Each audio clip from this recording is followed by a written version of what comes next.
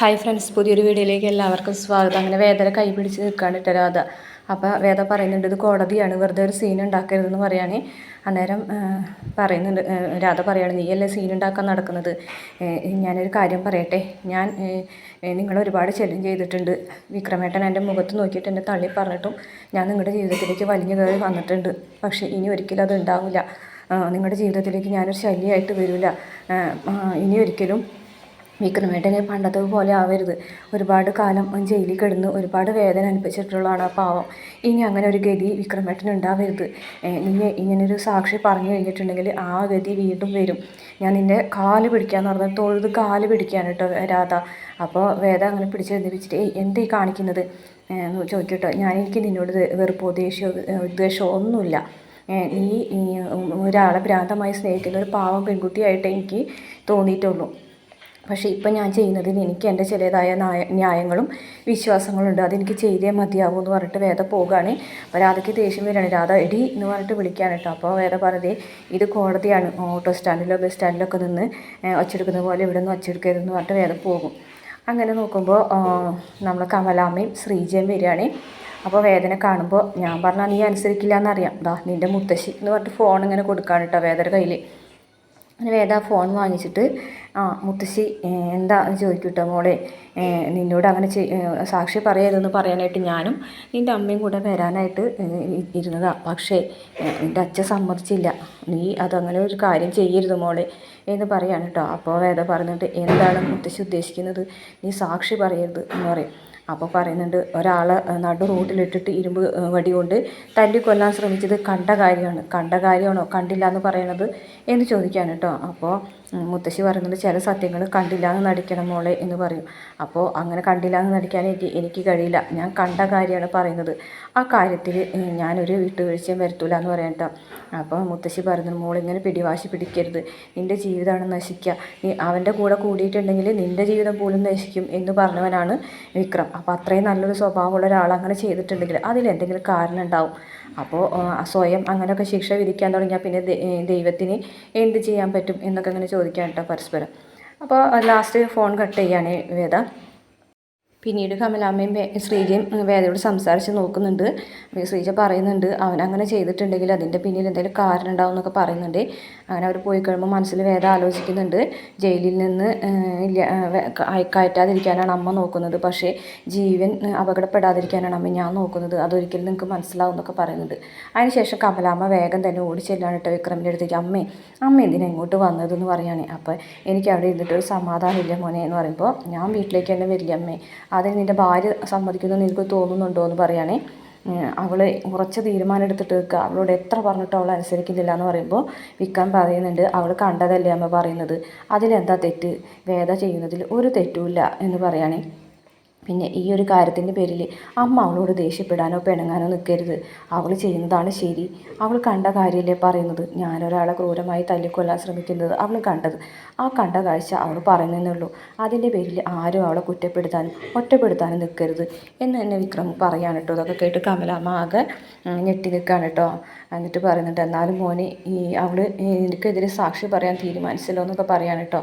അപ്പോൾ വിക്രം പറയുന്നുണ്ട് അതൊന്നും സാറില്ല അമ്മ, അതിനെക്കുറിച്ച് ആലോചിച്ചൊന്നും വിഷമിക്കേണ്ട. എനിക്കെന്തായാലും ജാമ്യം കിട്ടുമെങ്കിൽ കിട്ടട്ടെ, എന്താണെന്നുണ്ടെങ്കിലും ഞാൻ അത് നേരിടാൻ തയ്യാറാണ് എന്നൊക്കെ പറഞ്ഞിട്ട് നിൽക്കുകയാണ് കേട്ടോ. അപ്പോൾ പോലീസുകാരെ വന്നിട്ട് വിക്രത്തിനെ വിളിച്ചിട്ട് പോകും.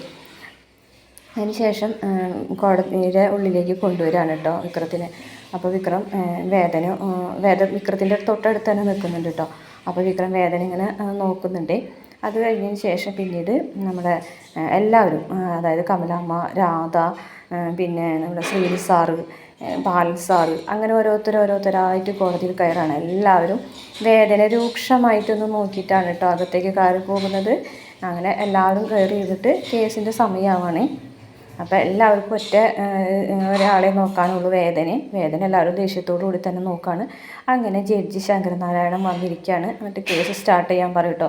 അപ്പോൾ നമ്മളെ വാസവൻ്റെ വക്കീൽ എഴുന്നേറ്റത് ഈ കേസ് വളരെ സിമ്പിളാണ് സാർ എന്ന് പറയും. അപ്പോൾ ശങ്കരനാരായണൻ പറയും അങ്ങനെയാണെന്നിട്ടുണ്ടെങ്കിൽ എൻ്റെ ആവശ്യമില്ലല്ലോ, ഞാൻ കേസ് കേൾക്കേണ്ട ആവശ്യമുണ്ടോ, ഒരു കാര്യം ചെയ്യും, കേസിൻ്റെ വിധിയും താൻ കൂടെ പറഞ്ഞോ എന്ന് പറയട്ടോ.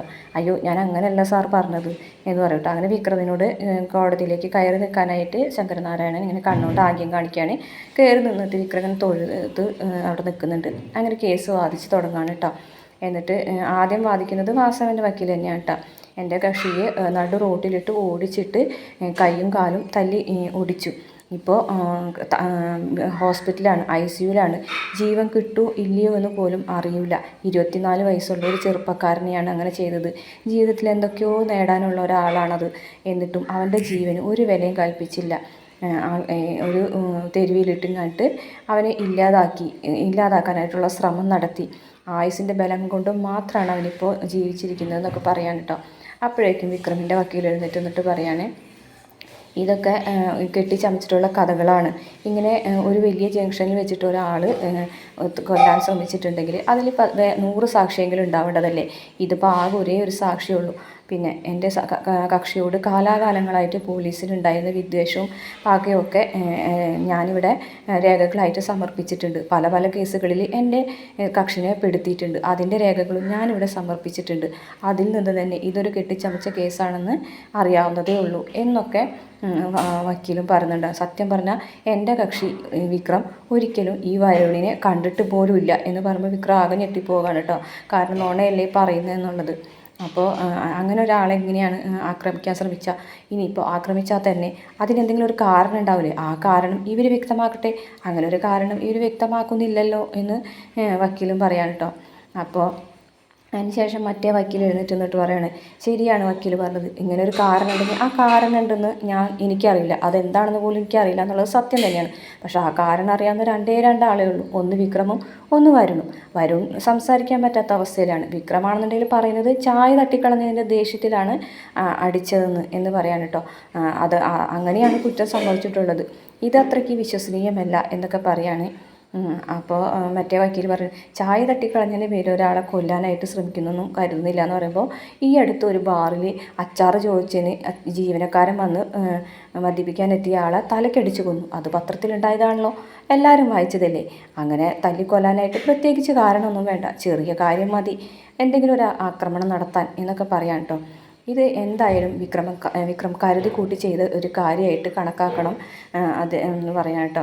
എന്തായാലും വിക്രം വലിയൊരു കുറ്റം തന്നെയാണ് ചെയ്തിട്ടുള്ളത്. 100 സാക്ഷി ഉണ്ടാവില്ലായിരിക്കും, പക്ഷേ ഒരേ ഒരു സാക്ഷി, അത് ദൈവത്തിൻ്റെ കയ്യൊപ്പായിട്ട് ഇവിടെ കൊണ്ടുവന്നിട്ടുണ്ട്. ആ സാക്ഷിയെക്കുറിച്ചുള്ള വിവരങ്ങളും ഞാനിവിടെ തന്നിട്ടുണ്ട്. വേദ ശങ്കരനാരായണൻ എന്ന് പറയാൻ കേട്ടോ. അപ്പോൾ എല്ലാവരും വേദന നോക്കാൻ കേട്ടോ. ആ കുട്ടി മാത്രമേ ഈ ഒരു കാര്യം കണ്ടിട്ടുള്ളൂ. അത് തുറന്നു പറയാനായിട്ട് അനുവദിക്കണം എന്ന് പറയാം കേട്ടോ. അപ്പോൾ അതിന് സമ്മതിക്കുകയാണ് കേട്ടോ ജഡ്ജി. അങ്ങനെ വേദ വന്നിങ്ങാട്ട് നിൽക്കുകയാണ് കേട്ടോ, സാക്ഷിക്കൂട്ടിൽ വന്ന് നിൽക്കുകയാണ്. അങ്ങനെ നിൽക്കുന്നത് കാണിച്ചുകൊണ്ട് ഇന്നത്തെ എപ്പിസോഡ് അവസാനിക്കുകയാണ്. വീഡിയോ ഇഷ്ടപ്പെട്ടാൽ മറക്കാതെ ചാനൽ സബ്സ്ക്രൈബ് സപ്പോർട്ട് ചെയ്യണേ.